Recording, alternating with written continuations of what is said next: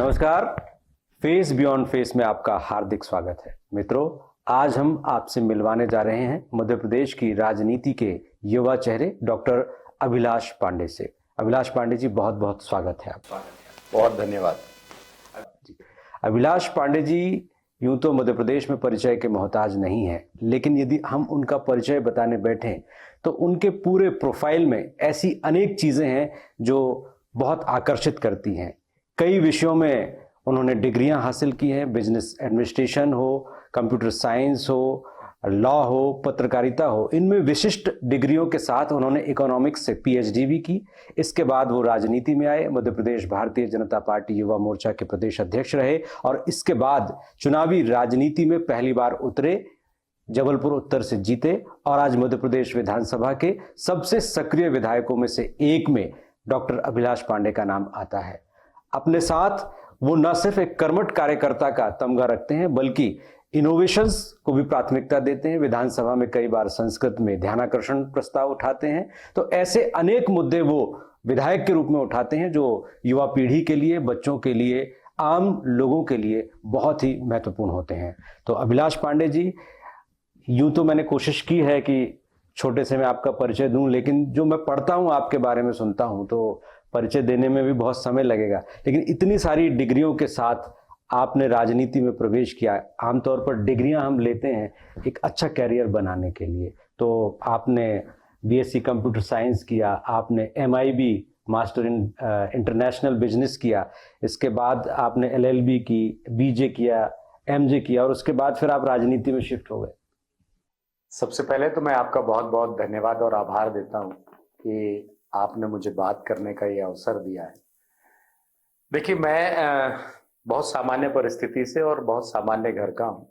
मेरे माता पिता दोनों शिक्षक हैं और शिक्षक परिवार से आता हूँ, इसलिए शिक्षा अध्ययन करने के पीछे मेरा उद्देश्य, एक तो शिक्षा हमको आगे बढ़ने का रास्ता प्रशस्त करती है, लेकिन हमने ये भी सुना है कि विद्या ददाति विनयम विनयादि आदि पात्रताम पात्रतान धर्माप्नोति धना धर्मा तथा सुखम। मतलब विद्या हमें विनम्र भी बनाती है और आगे के मार्ग को प्रशस्त भी करती है। तो जब मैं गांव में पढ़ता था तब पापा मेरे टीचर थे, तो हम लोग गांव में स्कूल दूर जाते हैं पढ़ता था पढ़ने के लिए। लेकिन जब हम जबलपुर आए पढ़ने के लिए तो पापा का हमेशा ये कहना था, माता जी का हमेशा ये कहना था कि एजुकेशन अच्छा होना चाहिए। तो इसलिए ये सारी डिग्रियां की और पढ़ाई की। और मैं ये मानता हूं कि मेरे जीवन में जो परिवर्तन है या हर व्यक्ति के जीवन में कोई ऐसी चीजें आती हैं वो शिक्षा से ही आती हैं, इसलिए उसको मैंने अच्छे से अध्ययन करने का प्रयास किया। तो शिक्षा का उद्देश्य जीविकोपार्जन था या शिक्षा स्वयं एक उद्देश्य रही और उसके बाद राजनीति में टर्न लेना, बीजेपी युवा मोर्चा के प्रदेश अध्यक्ष पद तक शुरुआती दौर में ही पहुंचना, इसके बारे में थोड़ा आप बताइए। देखिए, शिक्षा तो निश्चित तौर पर जब कोई सामान्य परिस्थिति का, और हम लोग तो लोअर मिडिल क्लास फैमिली के लोग हैं, तो इसलिए शिक्षा इसलिए अध्ययन करनी चाहिए। पापा का बड़ी मंशा थी कि आगे चल के अपन को टीचर बनना है, क्योंकि मेरे घर में 11 मेंबर्स हैं, जिसमें से 10 लोग गवर्नमेंट जॉब में काम करते हैं, जिसमें से मम्मी पापा मौसी मौसा चाचा चाची सब गवर्नमेंट टीचर्स। तो परिवार का माहौल एक शिक्षा का था ही। तो पिताजी का मंशा भी थी कि आगे चल के गवर्नमेंट जॉब की तरफ जाना है। लेकिन शिक्षा सिर्फ जीविकोपार्जन का माध्यम नहीं, मैं हमेशा से ये मानता हूं, इसलिए मैंने मल्टी डायमेंशनल एजुकेशन हासिल किया। क्योंकि मेरा ये मानना है कि आज व्यक्ति को आज के परिदृश्य में सर्वाइव करने के लिए मल्टी डायमेंशनल होना जरूरी है। इसलिए अलग अलग विधाओं की जानकारी हमको होनी चाहिए, विधि का भी नॉलेज होना चाहिए। जर्नलिज्म एक अपने आप में लोकतंत्र का चौथा स्तंभ है, उसकी जानकारी होनी चाहिए। वर्तमान युग कंप्यूटर युग है, इसलिए कंप्यूटर एप्लीकेशन की जानकारी होनी चाहिए। इसके साथ साथ देश विदेश में व्यावसायिक उपक्रम क्या चलते हैं उसकी जानकारी होनी चाहिए। और every policy depend on economy policy, इसलिए हम इकोनॉमिक्स में मैंने पीएचडी की, ताकि इकोनॉमिक्स अर्थशास्त्र को भी हमसे जान पाए, क्योंकि बिना अर्थ के सब व्यर्थ है। इसलिए इस सारे दिशाओं पर हमने काम किया और मुझे लगता है कि मेरे जीवन में अपने बहुत सारी चीजें सीखने का अवसर मुझे शिक्षा के माध्यम से मिला। बिल्कुल। तो हमारे शो का नाम है अभिलाष जी फेस बियॉन्ड फेस, यानी एक व्यक्तित्व के अंदर कितने व्यक्तित्व होते हैं और प्रमुख व्यक्तित्व और प्रमुख व्यक्तित्व के साथ के जो व्यक्तित्व हैं उन सबको मिलकर एक समग्र व्यक्तित्व बनता है जो समाज के सामने एक राजनेता के तौर पर आता है।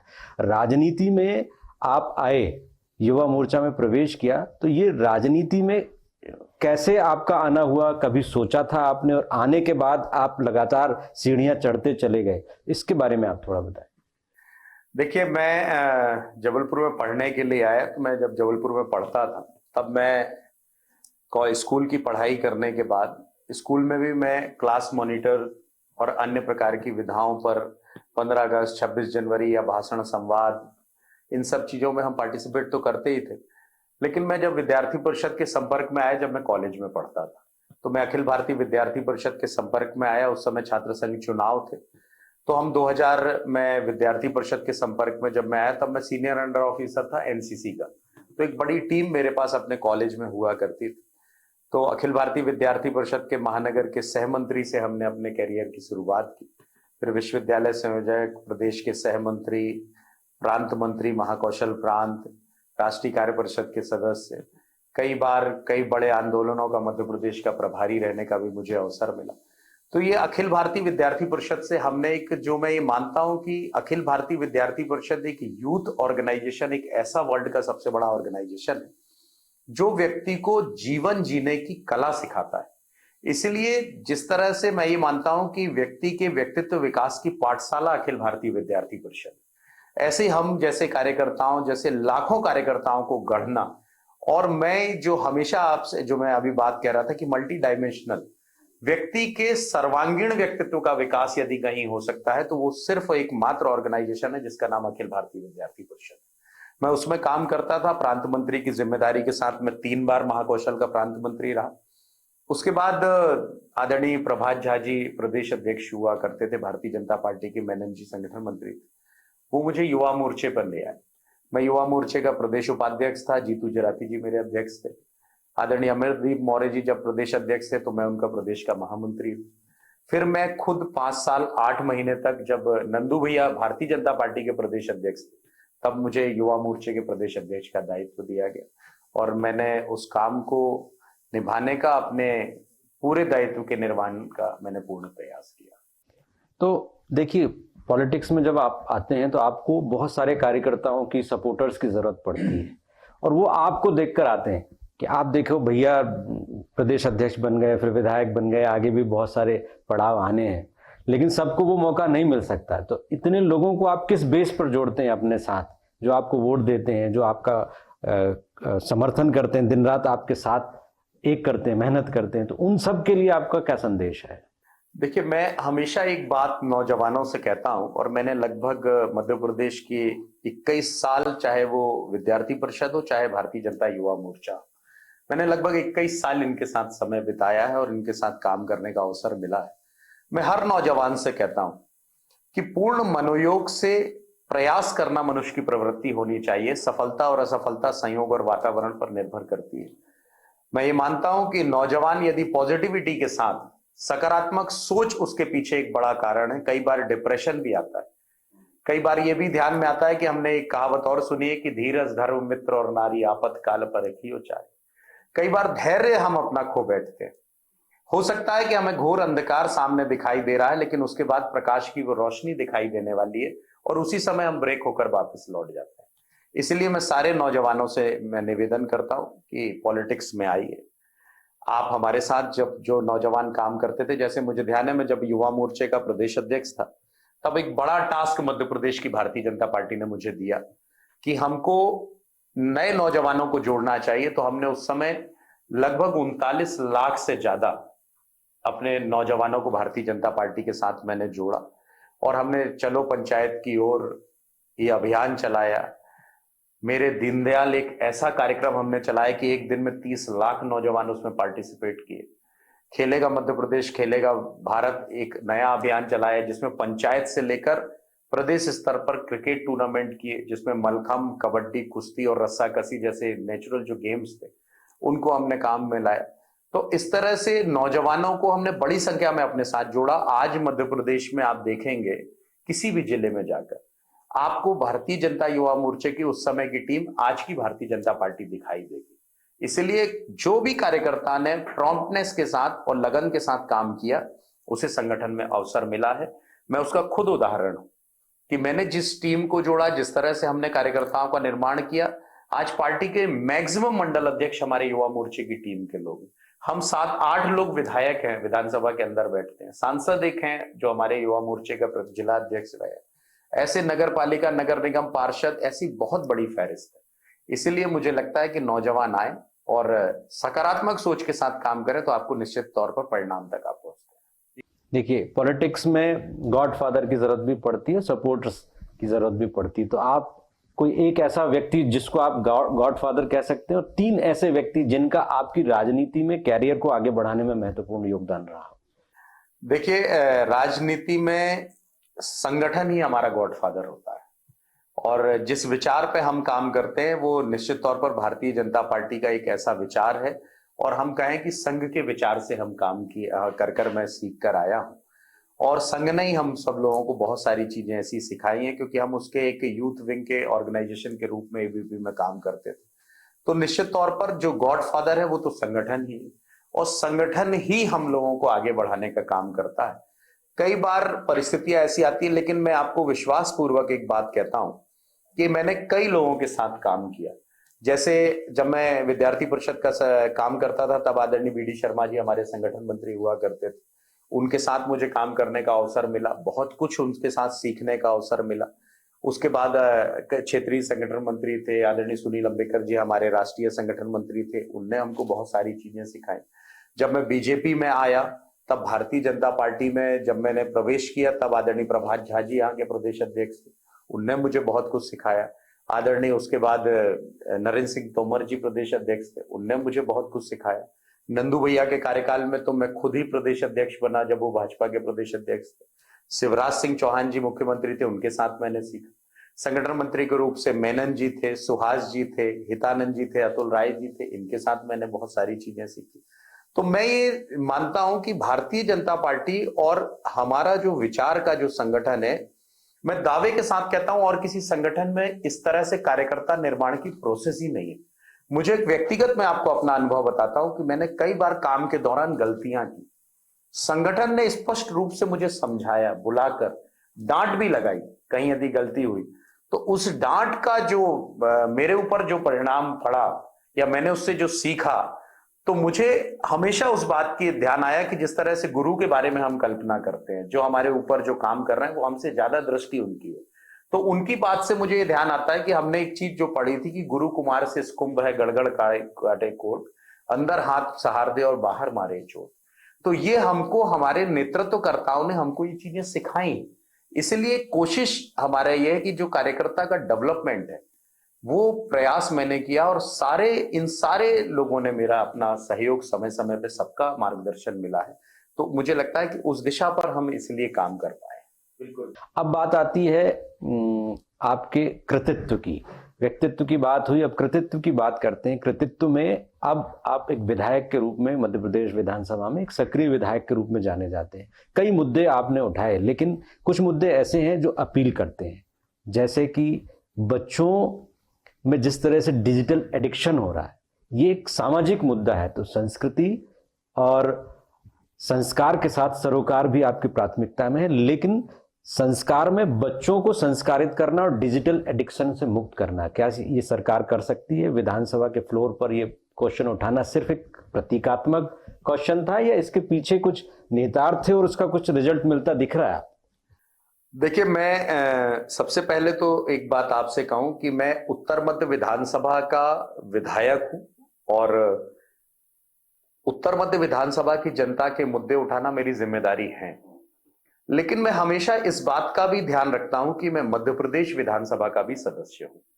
इसलिए प्रदेश लेवल पे कौन से ऐसे मुद्दे हो सकते हैं जो प्रदेश की जनता के हित में हो सकते हैं, उस विषय को मैं हर सत्र में कोई एक विषय लेकर आता हूं और उस विषय का ध्यान आकर्षण लेकर आता हूं, और मुझे वो अवसर भी मिलता है। जैसे पिछले जब विधानसभा में मैं पहले आया, तो मैंने सबसे पहले डिजिटल अरेस्ट और साइबर क्राइम की बात की, जो एक बड़ा विषय था जिसके कारण बड़े लोग, और सबसे बड़ा उसमें दुर्भाग्य की बात यह है कि उसमें कोई भी बिना पढ़ा लिखा आदमी ठगी में शामिल नहीं। जितने पढ़े लिखे लोग हैं वो ज्यादा उस ठगी के शिकार हो चुके हैं। तो हमने उस विषय पे कहा, तो मध्य प्रदेश सरकार ने उसमें बड़ी अच्छी एडवाइजरी जारी की। आपको ध्यान होगा कि मैंने 18 तारीख को यह विषय उठाया, 20 तारीख से हर मोबाइल में एक रिंगटोन बजना शुरू हुई। सावधान रहिए, सतर्क रहिए। अवेयरनेस प्रोग्राम सरकार ने चलाया। सरकार को उस दिशा पर सरकार ने नए नए साइबर सेल्स के माध्यम से लोगों के अवेयरनेस प्रोग्राम्स चलाए। तो ये विषय मैंने उठाया, लेकिन सरकार ने उसको लीड किया और सरकार ने उस दिशा पर अपने महत्वपूर्ण कदम उठाए। मैं ये मानता हूं कि उस विषय के बाद मध्य प्रदेश में लाखों लोग ऐसे होंगे जो ठगी से बच गए, सावधान हो गए, सतर्क हो गए, और जो उनको ठग रहे थे वो भी ये समझ गए कि मध्य प्रदेश में अब ज्यादा ठगी नहीं चल पाएगी, क्योंकि लोग जागरूक हो गए। इसके बाद मैंने फूड सेफ्टी एक्ट की विषय की बात की।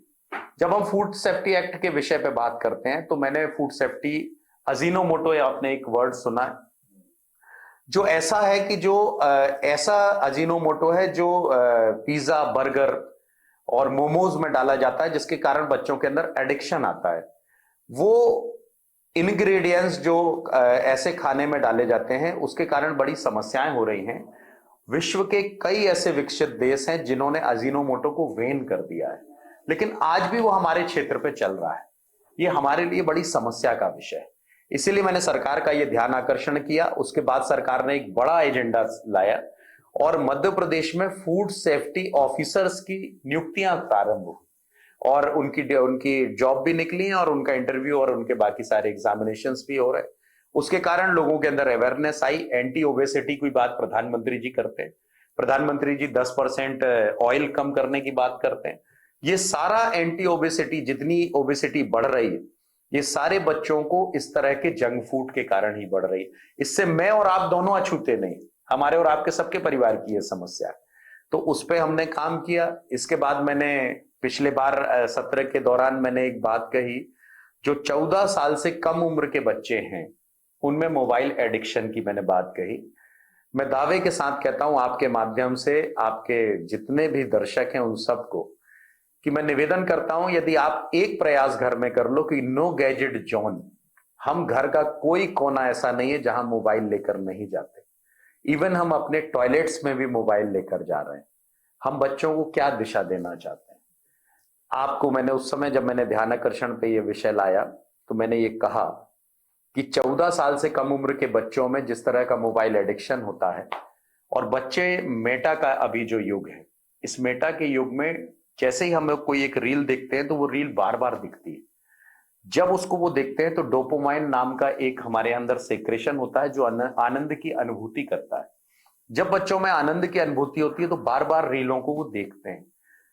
AIIMS, all India institute of medical science की एक बड़ी रिपोर्ट है जिसने दिल्ली में सर्वे किया, और उसने ये कहा कि दिल्ली में 2001 में 7%, 2011 में 14.3%, और 2025 में 21.8% बच्चे ऐसे थे जिनको मायोपिया की बीमारी थी। पहले उम्र का जो पड़ाव था वो 18 से 20 साल था, लेकिन अब वो 10 से 12 साल हो गया।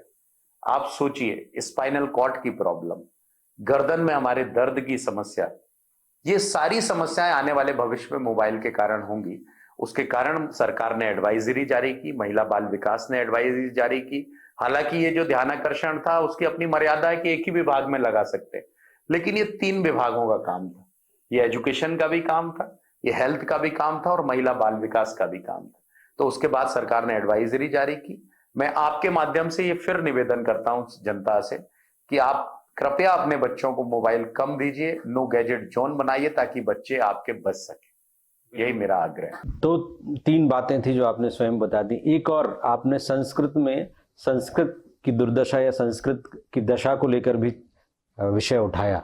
तो संस्कृत अब क्या लगता है कि धीरे धीरे ये विलुप्त होने वाली है भाषा, क्योंकि यूथ में, बच्चों में कोई बहुत अट्रैक्शन दिखता नहीं और सरकार का उतना अटेंशन नजर आता नहीं। देखिए, संस्कृत एक ऐसी भाषा है जिसे हम कहते हैं कि संस्कृत देवनागरी भाषा भी है और संस्कृत वैज्ञानिक भाषा भी है। आपको शायद ध्यान होगा कि जब सुपर कंप्यूटर बनाया गया तब सुपर कंप्यूटर में यह बात आई कि इसकी लैंग्वेज क्या होनी चाहिए।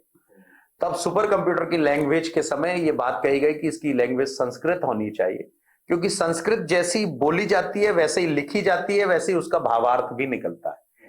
इसीलिए संस्कृत न सिर्फ एक भाषा है, बल्कि एक वैज्ञानिक भाषा होने के कारण प्रधानमंत्री जी ने एक जो नई जिसको राष्ट्रीय शिक्षा नीति कहते हैं, एनईपी, ये नेशनल एजुकेशन पॉलिसी है। ये एजुकेशन पॉलिसी में उन्होंने त्रिभाषा का कॉन्सेप्ट दिया। लेकिन कई बार ये दुर्भाग्य की बात आती है कि हम हिंदी और इंग्लिश को तो कॉमन भाषा मान लेते हैं, लेकिन कभी कभी त्रिय भाषा कॉन्सेप्ट पे हम संस्कृत को व्यावसायिक भाषा के साथ रिप्लेस कर देते हैं और व्यावसायिक पाठ्यक्रम उसमें ले लेते हैं। तो मैं ये मानता हूं संस्कृत सिर्फ भाषा नहीं, संस्कृत एक व्यावसायिक उपक्रम भी खड़ा करती है। आज आप देखिए हस्तरेखा क्या है, संस्कृत पर। आप जितनी भी पूजा पाठ की पद्धति है उससे भी पंडित जी लोग अपनी अर्न करते हैं, वो भी एक व्यावसायिक उपक्रम है। इसलिए संस्कृत का संरक्षण, संस्कृत का संवर्धन, आने वाली पीढ़ी को संस्कृत से जोड़ कर रखना, हमारे वेद पुराण से लेकर सारी चीजें संस्कृत में, इसलिए उसके संरक्षण और संवर्धन की लड़ाई मैंने लड़ी।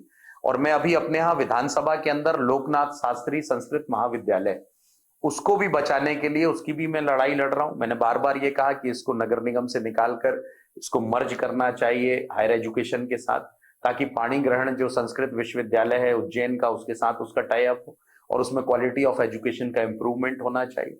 तो संस्कृत की लड़ाई तो मैं लड़ता ही हूं और संस्कृत के लिए मैं निरंतर प्रयास कर रहा हूं। और मैं धन्यवाद देना चाहता हूं शिक्षा मंत्री जी को कि जब मैंने संस्कृत में ध्यानाकर्षण पढ़ा तो उन्होंने जवाब की शुरुआत भी संस्कृत से की। तो ये एक संस्कृत को बढ़ावा देने का हम सबका प्रयास है और उस दिशा पर हम काम भी कर रहे हैं। अब जबलपुर पर आ जाते हैं, जहां को आप रिप्रेजेंट करते हैं। जबलपुर संस्कार धानी और बहुत कुछ गुंजाइश है, संभावनाएं हैं। क्या कर पाए अपने विधानसभा क्षेत्र के लिए अब तक और क्या आगे की योजनाएं हैं?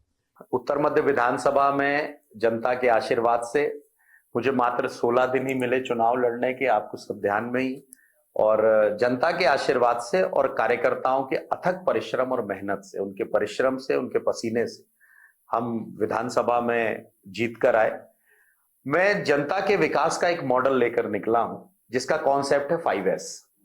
मैं उस 5S पे काम करता हूं, जिसमें पहला है शिक्षा, दूसरा है स्वास्थ्य, तीसरा है सुरक्षा, चौथा है सेवा, सेवा में वो सारे डेवलपमेंट के काम है, और पांचवा है संस्कार धानी के हृदय स्थल का विधायक हूं, इसलिए संस्कारों को लेकर भी काम कर रहा हूं। हम क्वालिटी ऑफ एजुकेशन के इंप्रूवमेंट के लिए काम कर रहे हैं। अभी मैं अपने यहाँ नए स्कूल्स बना रहा हूं, संदीपनी स्कूल हम लेकर आ रहे हैं।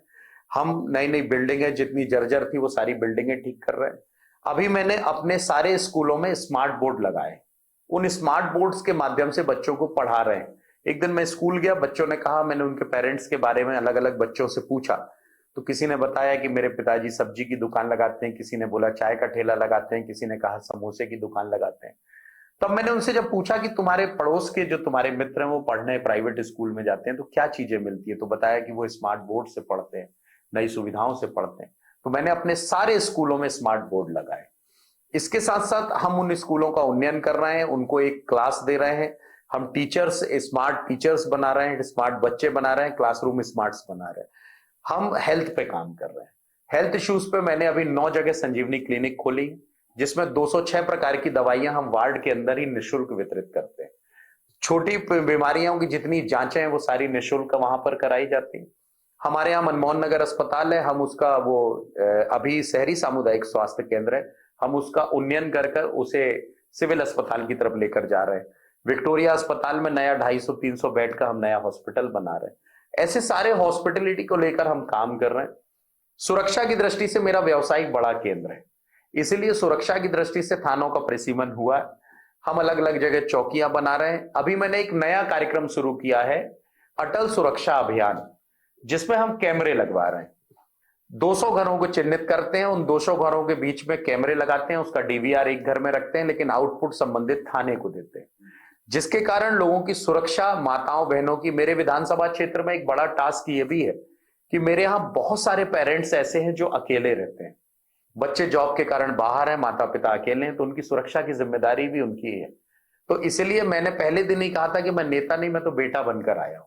तो इसलिए उनकी सुरक्षा की दृष्टि से काम कर रहे हैं। सेवा के नाम पर डेवलपमेंट के काम करता हूं।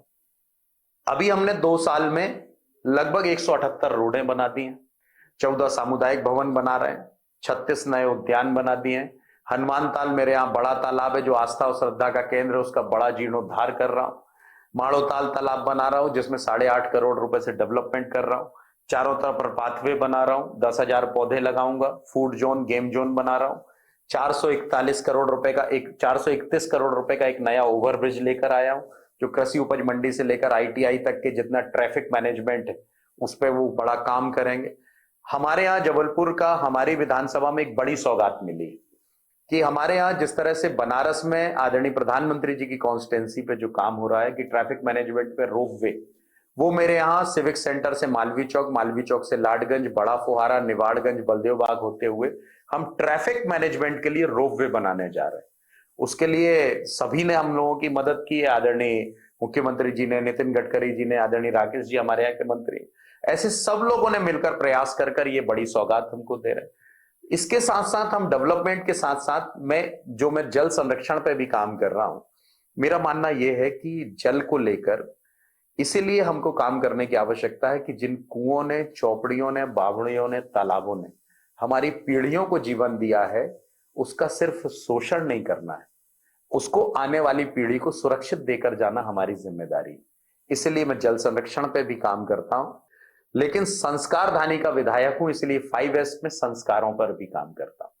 हम गीता पाठ कराते हैं, हम रामायण की अलग अलग चौपाइयों पर काम करते हैं। हम संस्कारों को लेकर काम इसलिए करते हैं क्योंकि मेरा यह मानना है यदि एक भी घर का नौजवान कोई असंस्कारित हो जाए तो पीढ़ियां खराब हो जाती।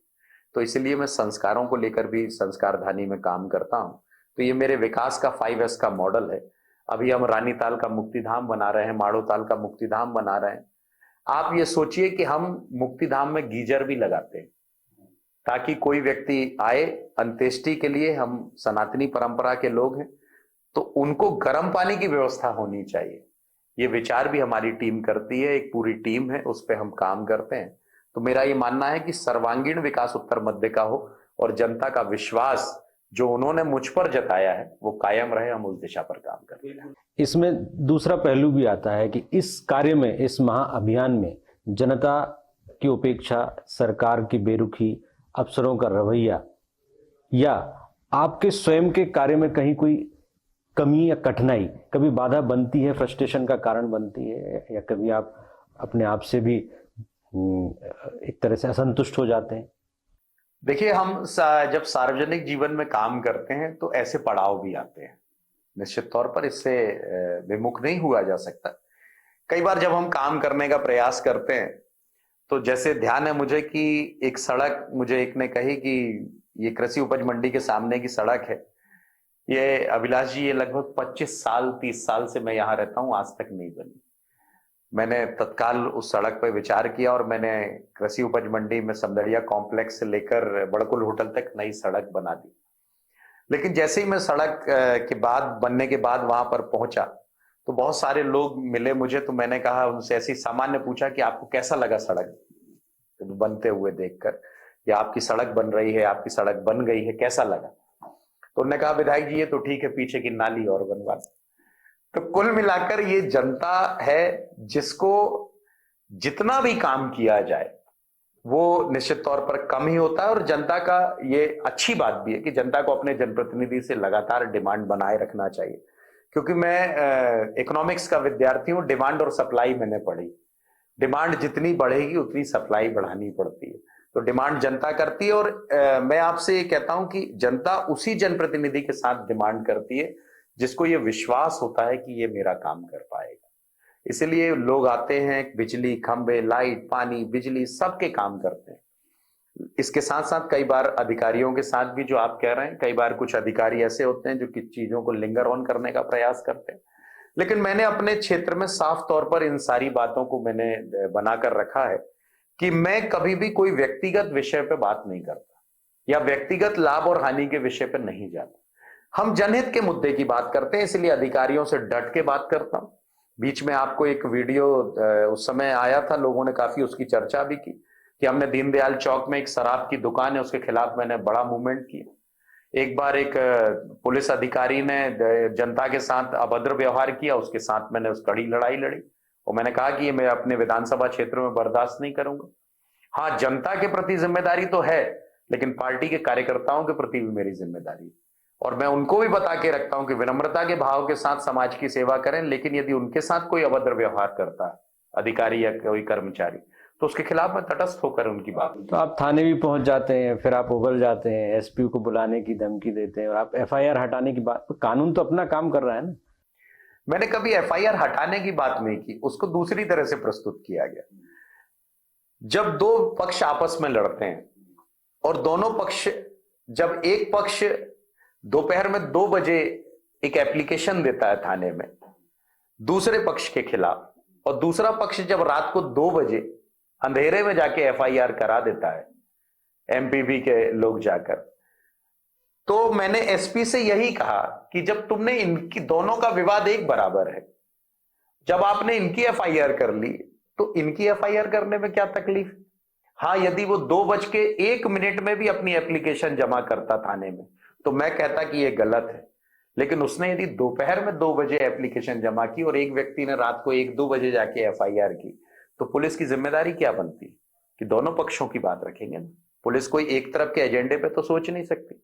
तो मैंने यही बात कही कि आपने ये क्यों किया, यदि आपने इनकी एफआईआर की, क्योंकि वो घटना मेरे सामने, हम और जिलाध्यक्ष जी गए, अधिकारियों का फोन आया, हमने बैठाला, पटाक्षेप किया, दोनों को आपस में बातचीत कराई, दोनों ने आपसी रजामंदी की, क्योंकि बिजली की समस्या थी, जनप्रतिनिधि थे, पार्षद थे, मंडल अध्यक्ष थे, उन्होंने जनता की आवाज उठाई, अधिकारियों के साथ नोकझोंक की स्थिति बनी। लेकिन उसके बाद जब एफआईआर एक तरफा हो गई तब मैंने कहा ये गलत है, ये अन्याय नहीं होगा। इसलिए जब उस समय हुआ तो एसपी आए, बातचीत हुई और एफआईआर हुई, दोनों पक्षों के खिलाफ मामले कायम हुए। इसीलिए, लेकिन मैंने एक पक्ष पे बात नहीं की। तो ये परिदृश्य ऐसा दिखता भी है, कई बार सड़कों पर भी हो जाता है कि हम कई बार देखते हैं कि कई जगह पुलिस यदि कहीं अभद्र व्यवहार किसी से कर रही है, पुलिस अपना काम करेगी, हम उसका सम्मान करते हैं। और मेरे घर में भी पुलिस वाले, तो मैं तो सम्मान तो पुलिस वालों को करता ही हूं, लेकिन यदि जनता के साथ यदि हमारा व्यवहार गलत है तो इसको पुलिस के बड़े अधिकारी भी कहते हैं कि भाई व्यवहार तो ठीक रखो, बातचीत का तरीका तो ठीक रखो। सब काम होते हैं, सिर्फ आपका व्यवहार और बोलचाल अच्छा होना चाहिए। अब आखिरी सवाल की तरफ हम बढ़ते हैं। आपने अपने व्यक्तित्व कृतित्व से जुड़ी कई बातें हमें बताई।